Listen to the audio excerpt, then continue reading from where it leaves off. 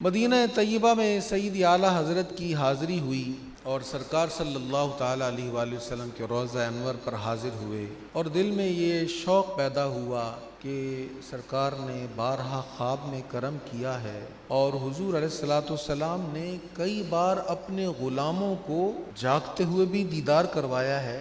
آج بارگاہ میں حاضر ہوں، اگر کرم ہو جائے اور جاگتے ہوئے دیدار ہو جائے، یہ دل میں شوق لے کر سید اعلیٰ حضرت نے کلام لکھنا شروع کیا۔ پورا کلام لکھا، دیدار نہیں ہوا۔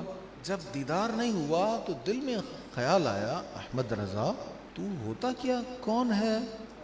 اتنی بڑی خواہش لے کر حضور کی بارگاہ میں ڈیمانڈ کرنے والا، اتنی جرت تجھ میں کہاں سے آ گئی؟ تو نے یہ کیسے کہہ دیا کہ حضور مجھے دیدار کروائیں؟ کوئی کیوں پوچھے تیری بات رضا، تجھ سے کتے ہزار پھرتے ہیں۔ عاجزی انکساری کی نہ جب امام نے، تجھ سے کتے ہزاروں یہاں ہیں، تیری کیا حیثیت ہے؟ اتنی بڑی خواہش۔ ادھر سے دریائے کرم جوش میں آیا، میرے امام نے جاگتے ہوئے حضور کا دیدار کر لیا۔ اللہ